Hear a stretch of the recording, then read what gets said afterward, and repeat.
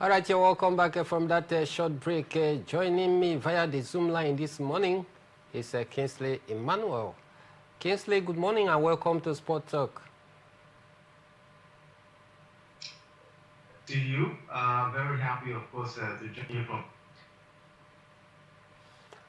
All right, let's start from the home scene this morning because with just less than 4 days to the Abuja City Half Marathon scheduled for December 6th, Technical Director of the race event and three-time Olympian Yusuf Ali says the race is prepared to deliver a world-class experience that will further solidify its rapidly rising global profile.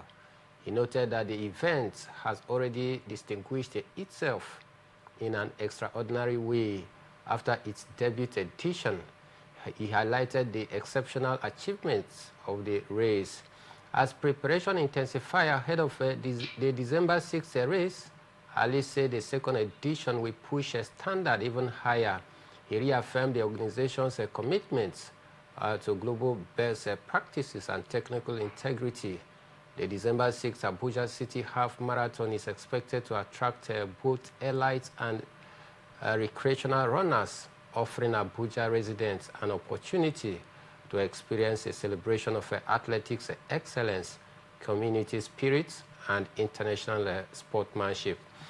Kingsley, the Abuja City Half Marathon with less than 4 days to go. Excitement is already bubbling in the air in the city of Abuja. This, half marathon, different marathon races that Nigeria has been organizing, do you think that this one will add to the growing reputation and, of course, the competition? Can we actually see any real talent being churned out of this, or is it just a recreational stuff? I think, from what we've seen over the years, it's more like a recreational stuff. That's what we've been seeing all over the years. We've not really seen maybe talent being spotted out, from these long distance races. We have so many long distance races all over the country. We have in River State here. We have in Lagos. I think we also have in Edo as well. And we also have now in Abuja. So there are so many marathon races scattered all over the country. But at the end of the day, it looks as if just do this, just to reward these long distance runners that we have in the country. And as well, maybe you could say for political reasons as well. Because at the end of the day, we don't have long distance runners, Mike, in the country.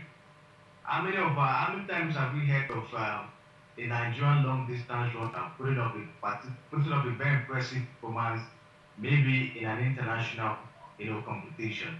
So it's very unfortunate that we have so many long distance races in the country, but at the end of the day, we don't have long distance runners. We don't have athletes that can go out there and be able to put up very impressive performance in long distance races. Maybe we've not really taken it serious.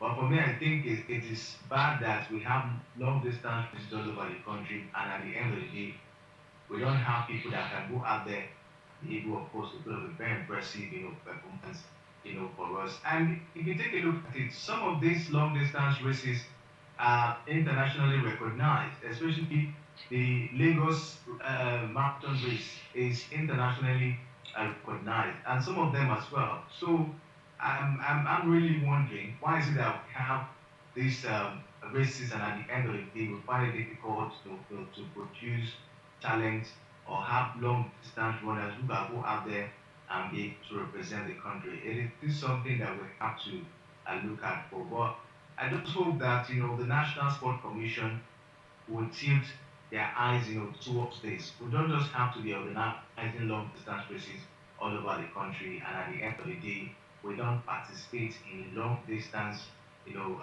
competition or out there.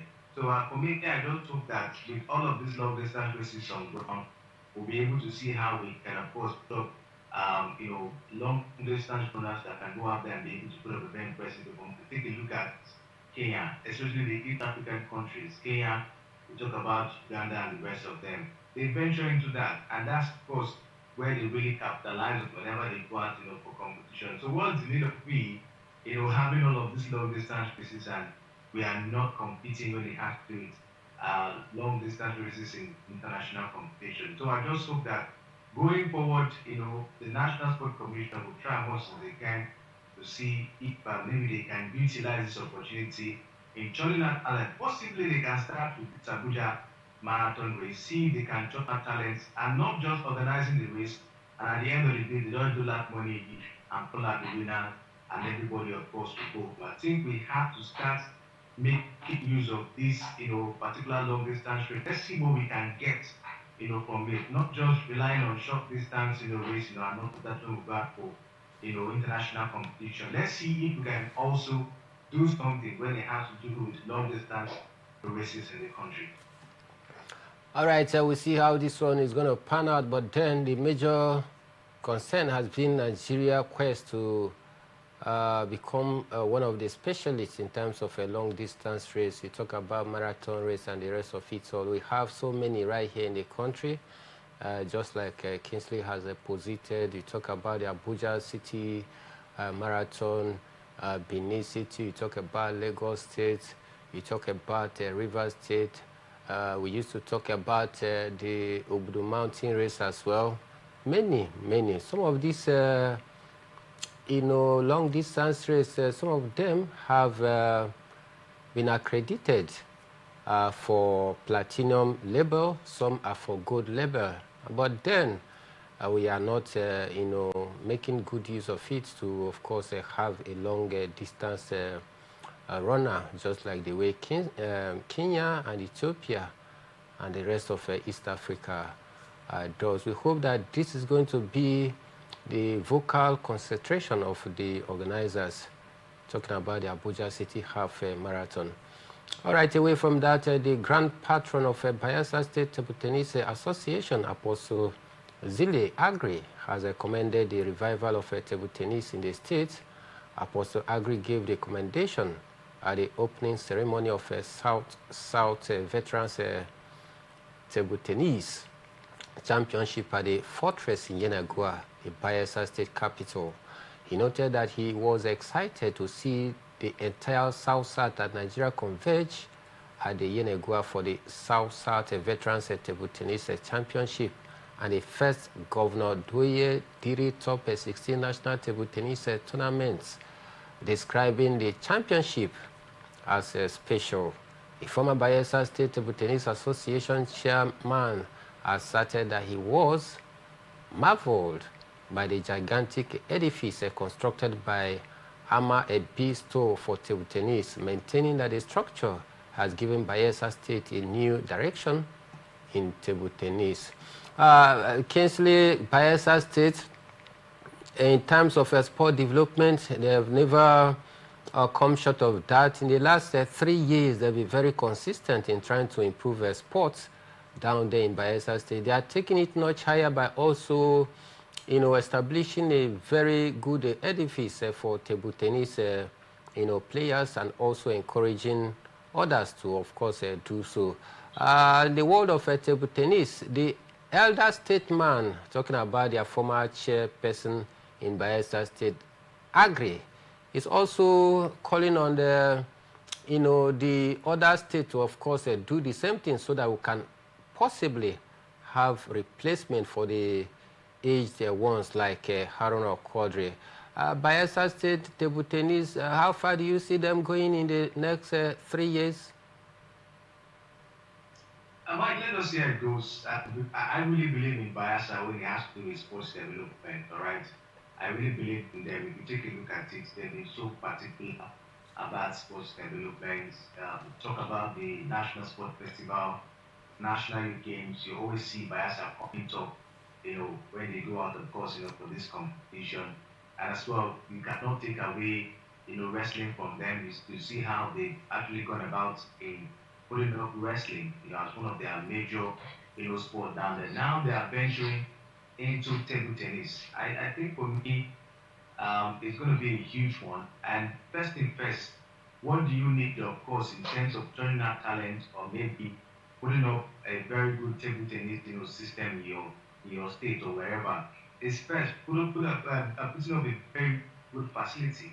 And coming up to this level of, table tennis facility, I think is really going to help the athlete, of course, to be able to train well and gain mastery, of the sport, at the end of the day. So for me, the right way for you to be able to turn out talents and make them the very best is to provide, the best of facilities, and that's what Bayelsa State, of course, they've done. Now they want to really venture into table tennis, make it one of the sport that they are really particular about, of course, in the state. And I think for me, in the next 2, 3 years, Mike, we should be looking at Bayelsa State turning out, talent, when it comes to, table tennis at this point in time. And just like you said, other things should also take a look at this as well, because if you take a look at it, Mike, just like you mentioned there, table tennis has really gone down.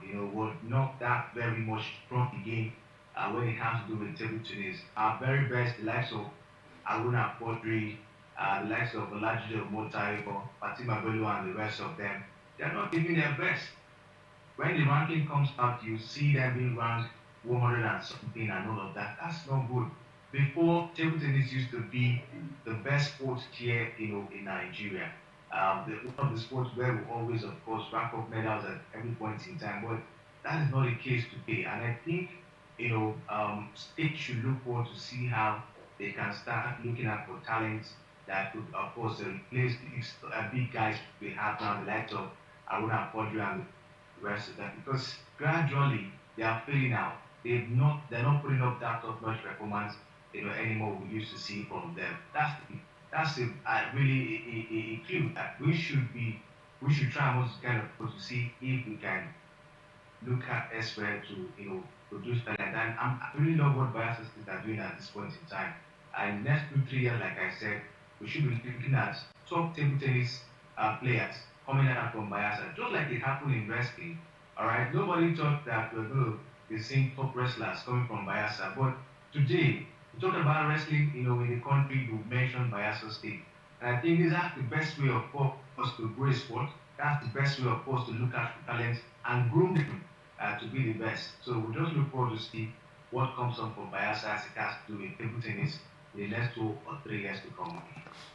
We look forward to see what Bayelsa State will be able to achieve in the next 2-3 years in terms of table tennis, because they are also taking the front row in terms of trying to put up an infrastructure that could possibly suit the new talent that want to take that as a career for themselves in terms of sport. Away from that, the Director General of National Sport Commission, Honorable Bukola Olakpade, has announced a groundbreaking new policy that officially criminalizes age falsification in Nigeria sports, making the toughest stance the nation has ever taken against the widespread practice. The policy adopted at the Second National Council on Sport in Calabar introduces strict legal, administrative, and sporting penalties targeting anyone involved in age manipulation. Athletes, coaches, officials, teams, academies, and even state delegation. Under the new regulation, any athlete found guilty will face 1. Immediate disqualification, strip of medal and honors, a ban of up to 2 years, harsher punishment for repeated offenders. But the crackdown does not stop with the athletes alone. Coaches, administrative officials, and team handlers who facilitate or benefit from age cheating will also face suspensions, fines, or bans. State delegation may face a disqualification from competition and sanction if they are found guilty of enabling the fraud. The National Sports Commission boss explained that the policy takes immediate effect across all national age grade competitions and will guide Nigeria's participation in the international tournament. Going forward, any team or federation that field overage players risk automatic sanction. Olakpade said the new framework is designed to restore Nigeria's credibility in global sports noting that the age cheating has damaged the country's reputation for decades in the world of sport. Kingsley, this should be a very applaudable move by the National Sport Commission boss. Because you talk about age cheating, I think it has become so rampant that it looks as though, it's taking sport development backward in the country. So he said that this initiative takes immediate effect. If you are caught in age cheating, age falsification, whether you are an active actor in the field, whether you are an athlete or you are an official, anybody at all that is found wanting will face the full wrath of the law. You think this is the right way to go at this point?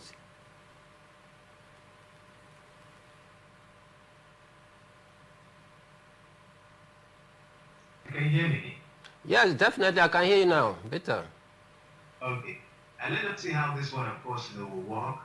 Because, in the past, there have been several means of trying to curb age cheating in sports down here in Nigeria. But at the end of the day, it doesn't work. At the end, there was a time they actually came up with the NIA thing. But at the end of the day, people still went ahead to do forgery of all of those things. And there have been a lot of glamour, for the National Sport Commission to get an MIRO scan machine to be able to detect the age of this athlete. But at the end of the day, I think what we heard was the fact that the machine is too expensive, that the federal government or the sport ministry can't get it at the moment. Now, coming up with this measure, I think is a very strict one. It's really, really a very strict one. This, of course, will go a long way to know that when you, of course, field an athlete that is above the age range of a particular competition, you will be sanctioned. At the end of the day, even the athlete, just like you read out there, a ban for 2 years. The officials involved as well will also face punishment. And I think if this is taken seriously, all right, if it is taken seriously, they shouldn't just come out and tell us these are things that's going to happen. There should be people that will be on ground to check all of these things. All right, because if as it stands now, people might still find their way through to see how they can do one or two things if proper attention is not paid. All right, at this point in time. So for me, I think coming up with this measure, first of all, we should look at for me what would be the means that they will use in detecting the age of the athletes to know if this person is above the age range of this competition. Will it be through the NIN? Are we still going to use the NIN? Or probably there will be an MRO scan machine that will detect the age before, okay, this athlete is above the age range of this competition. You'll be banned for 2 years. The officials involved too will be banned. So we have to know what measures will be used to detect the age range of the athlete that will be coming before you're not talking about banning the athlete, because that's the major thing. How to detect those athletes that are over age, in the competition first, before you now talk about banning them and also punishing the officials who brought in, those athletes at this point in time.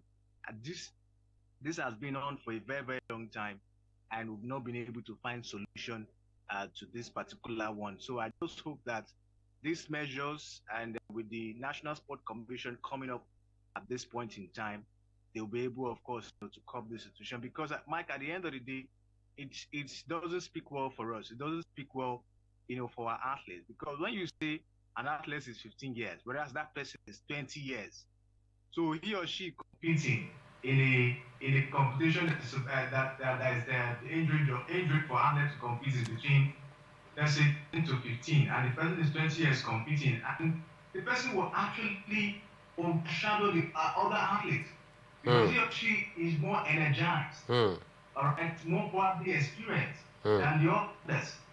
So at the end of the day, it doesn't bring balance, in the game.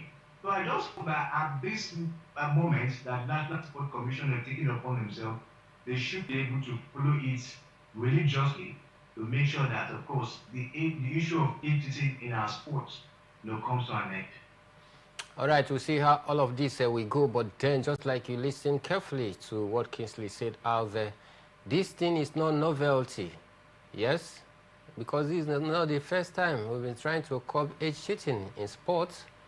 We have used different means to try to diverse different means, the manual process, then the use of NIN. Yet, people still find their way through to, of course, do these shady activities that is taking our sports backward in terms of development. That is why you hear that a player is doing pretty well today. The next 2 years, you see that such player is no longer, competing at the highest level because he or she probably falsify his or her age, and it's not really helping our sports development. So the boss of the National Sport Commission is taking yet another pragmatic step, which it is not a novel. Yeah, yes, it is not novel. But then the question has been, or is, how can we be able to dictate the overage sportsmen and women if the technological equipment that should have been used for age detection is not available? How do we go about it? Because the manual usage has proven time and time again that it is not working at all. So we just hope that they can find a means to be able to sort this out. But then let's head straight to other stories, because the National Sport Commission has fired a decisive and devastating salvo that has all but ended the schemings by incumbent president of the Nigeria Basketball Federation, Engineer Musa Ahmadu Kida, for a tenure elongation and an unprecedented third term for those serving in the current board.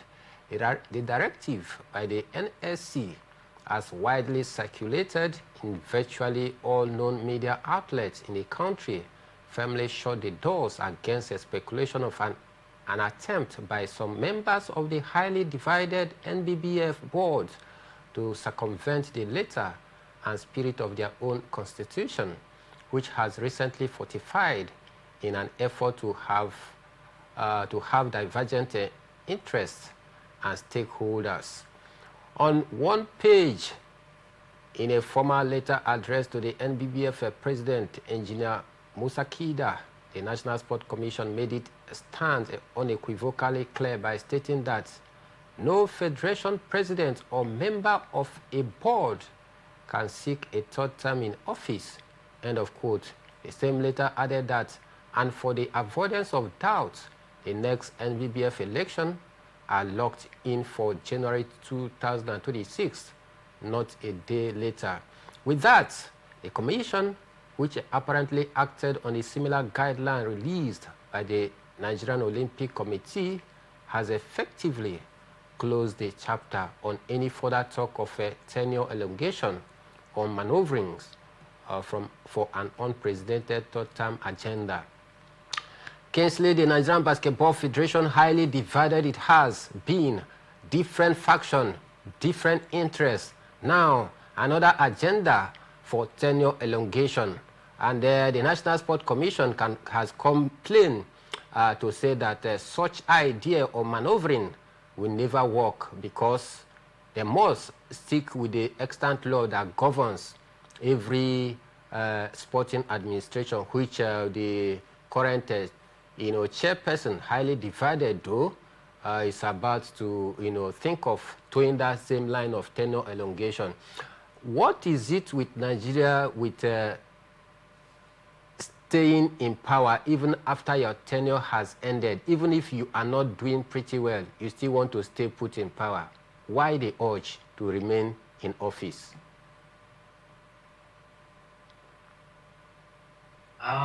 Like money now, money and power is, I think, the reason for that.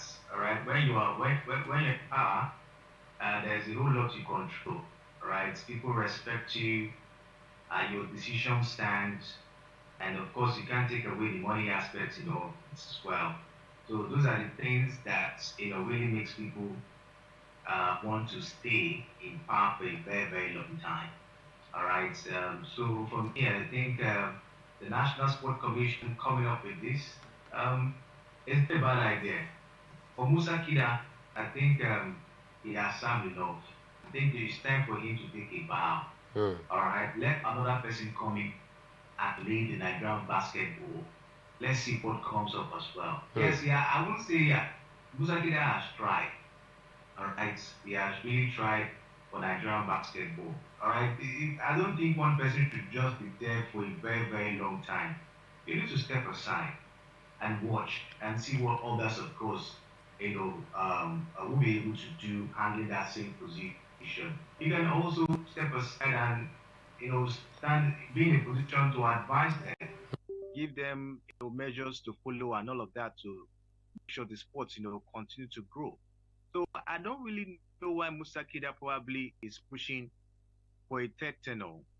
Because if you're done to, if this is his second tenor, and we hear that man is not, he has something else. I think it was given an appointment of Christian, and he did two things at the same time.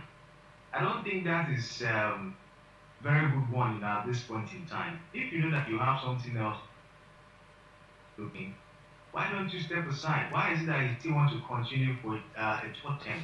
It's not a good one, Mike. So I think this measure being put up by the National Sport Commission is good. And just like you mentioned, it goes across all the different sporting federations. You don't go beyond your second tenure. And that's how it will be. If one person continues to lead and lead and lead, who know what other persons will be able to do or bring to the table, at the end of the day. So for me, I think it's a good one. At least it will help us to see what other people can also do to take sports down here in Nigeria to another level. But Kida, I would say he has started well. It is time for him to take a bow and let's see what any other team can bring to the table when it has to do with basketball. So good. Of course, we've been glamoring that we have to take our basketball to another level. It is only the D Tigers of Nigeria that have been putting smiles on the faces of Nigerians. The Tigers are struggling. The Nigerian Basketball League is really, really struggling as well. All right, so I think it's then time we have to look at for ways or anyone that can, of course, elevate the state of basketball. Yeah. So for me, Mike, I think it is a right one from National Sport Commission.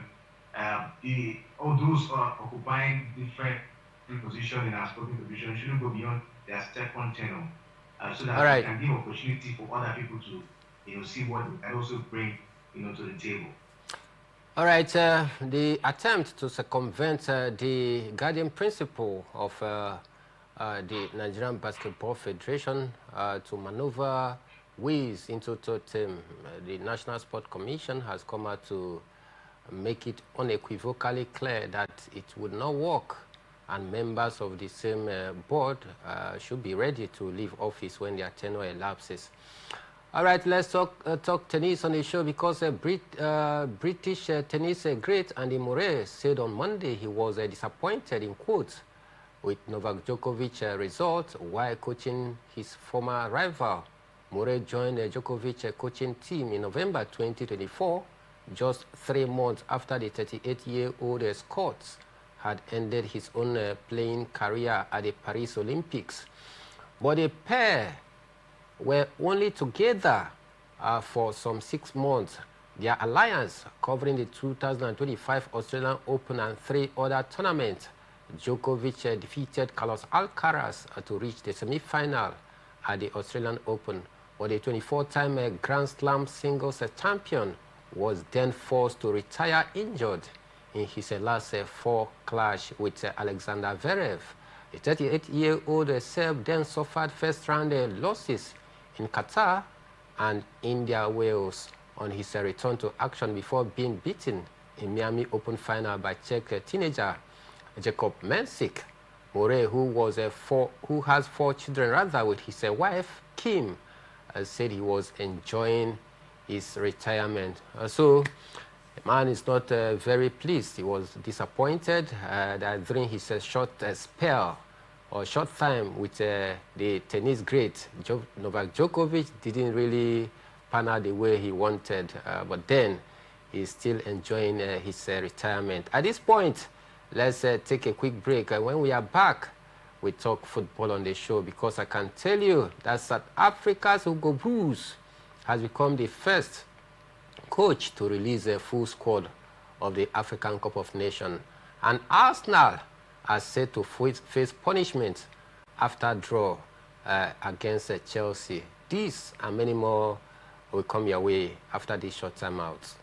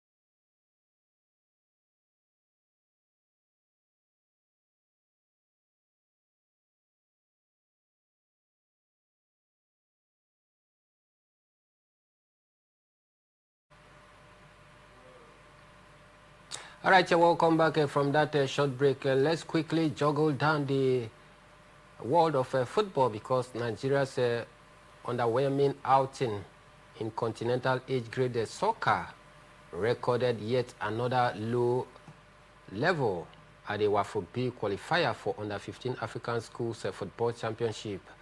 The Nigerian team suffered a tough start to the competition, failing 1-4 against Cote d'Ivoire yesterday in Burkina Faso.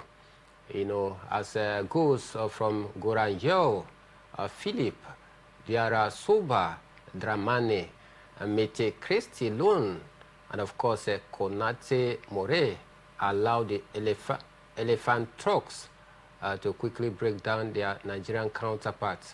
Despite Nigeria's Peter Moses pulling one back late in the game, Cote d'Ivoire's early goal had already done the damage against the Nigerian side.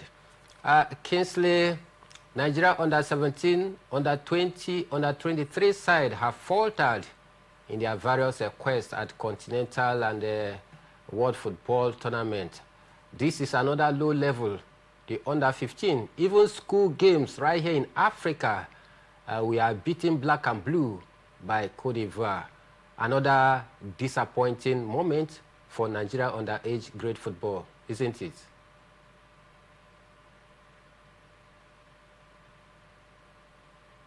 Can you unmute your mic, please? Very, very disappointing. Yeah, can you hear me now? All right.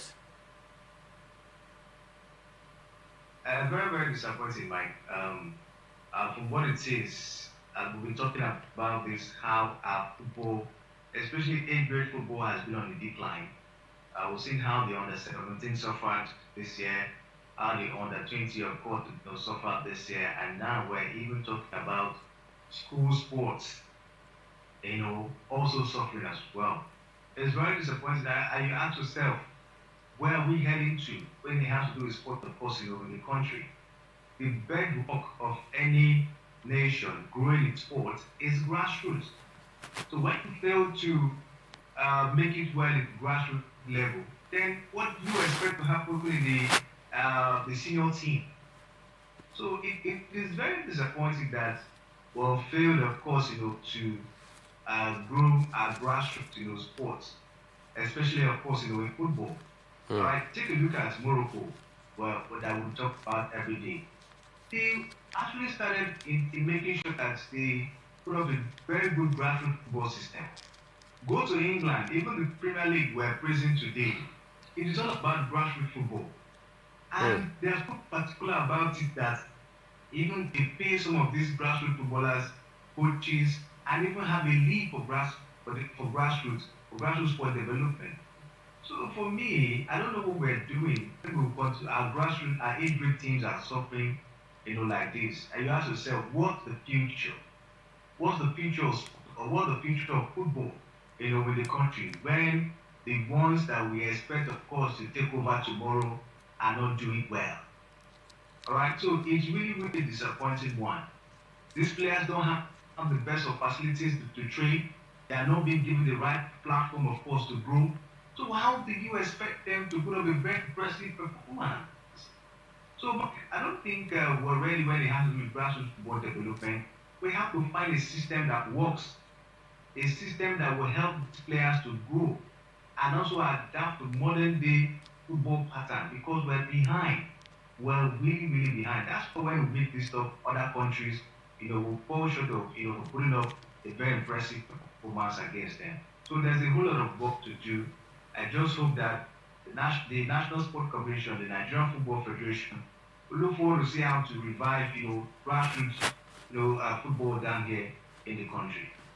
All right, time for we to think outside the box. We've talked a lot. We've talked a lot regarding the decline in terms of sport, especially in football. Underage, the under 17, nowhere to be found. Under 20, the same disappointing story. Under 23, disappointing story. The Chan Eagle was now under 15. And I tell you, if a proper quick fire approach is not taken, I can assure you that in the next 2 years, Nigeria as a nation in the world of football will no longer be recognized as a football heavyweight in Africa and the global speaking as we talk right now, because I feel it's no longer, something to joke about. It is high time our football administrators wake up from their slumber, because it is quite disappointing that a country of over 200 million, the most populous black nation in Africa,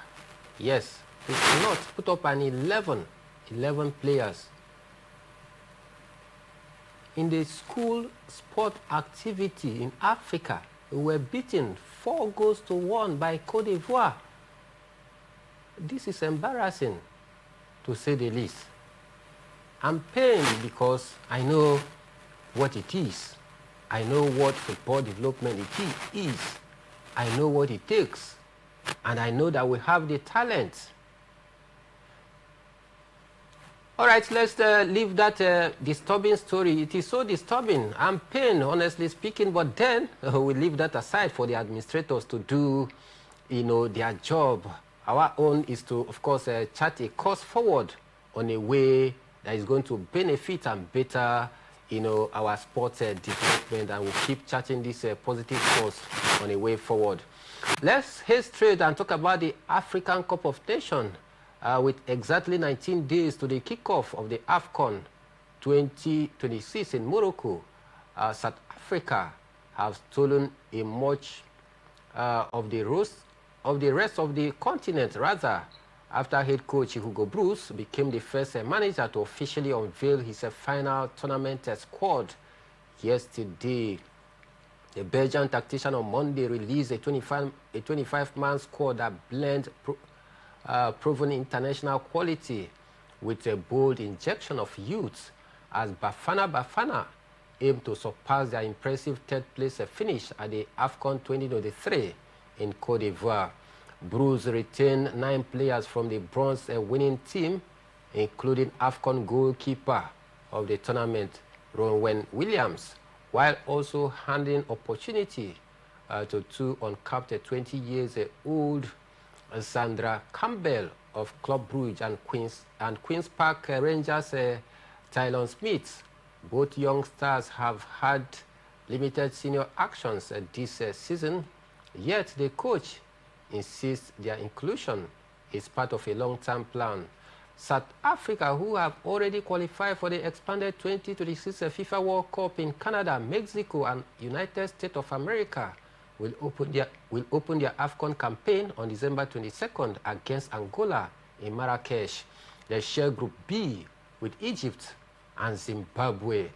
Kesley Hugo Bruce, the South African national team coach, he became the first coach to release his first 23-man squad for the upcoming AFCON. This is to show how serious they are, isn't it? Definitely. They're very serious. And I think for me, it was no brainer, for Hugo Bruce, because he already has a good team. And bulk of the players play in the league. Talk about the South African league. So he knows the players, they are within him. All right, and that's why, of course, he was able, of course, to put up that list this time around. A good one for South Africa, looking ready for the World Cup. It's been a long time, of course, they played at the World Cup. I think the last time they played was in 2010, where they hosted the competition. So I think if you look at it, they are looking very much ready to showcase themselves once again, at the World Cup. They qualified from their group, as top, qualified top, in their group, and now they are out. Their list is already out. So you can see how ready the South Africans, of course, are at this point in time. So let's just hope that, this early preparation, this seriousness, at the end of the day, will give food for them, at the World Cup. All right, let's dive straight to the English Premier League this morning, because the Football Association, FA, is set to punish Arsenal Football Club on disciplinary ground after their 1-1 draw against Chelsea on Sunday. The Gunners came away from a frosty encounter at the Stamford Bridge with a 1 point. Arsenal had 6 players booked by referee Anthony Taylor, with 3 cautions coming in the first 30 minutes. Because of this, the club will face a £25,000 fine under the FA's rules for accumulating 6 or more yellow cards in one game. It's not the first time Arsenal have faced this. They were fined the same amount back in February 2024 after their match against Liverpool. The game also saw Chelsea midfielder Moise Caicedo pick up a straight red in the first half of that encounter. Kingsley, Arsenal Football Club, yes, they are caught in the nets of the FA, courtesy of accumulation of, many cards. 6 cards in that particular game, and some are also, surprised that Arsenal, yes, accumulated, 6 yellow cards in that game against Chelsea over the weekend, because, they are not known for such a rough play. Talking about Arsenal Football Club, but then it was a difficult game, I can tell you, on Sunday against, Chelsea at the Stamford Bridge. So all head were let loose as Arsenal players began to, embrace yellow cards for free. 6 yellow cards in that game, and quite a surprise, because Arsenal, like I said, they are not known for such dirty football. But then this time around, they came up against a more formidable and a stiff opponent, even being 1 man down. Chelsea Football Club, they scored first against the Gunners. Gunners had to rally back in the game in the second half, courtesy of that header from Mikel Merino to, of course, draw that game. And Chelsea had just 1 yellow card and a red card. Meanwhile, Arsenal had 6 yellow cards, and they are also in the book of the FA. They have been fined £25,000. They also face similar situation in 2024 when they faced Liverpool.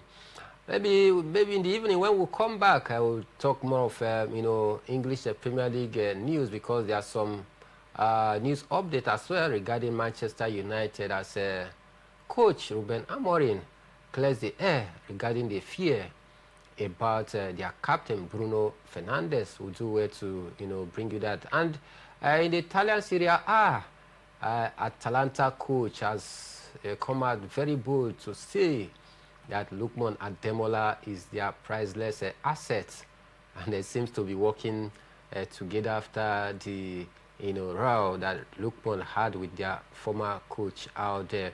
Some transfer gist as well will come your way, because Crystal Palace striker, yes, Joao Philip Mateta, yes, is not rushing to put down to put pen to paper, talking about a contract extension. All these and many more will be yours when we are back in the evening, because we are running out of time. 6 to 7 p.m.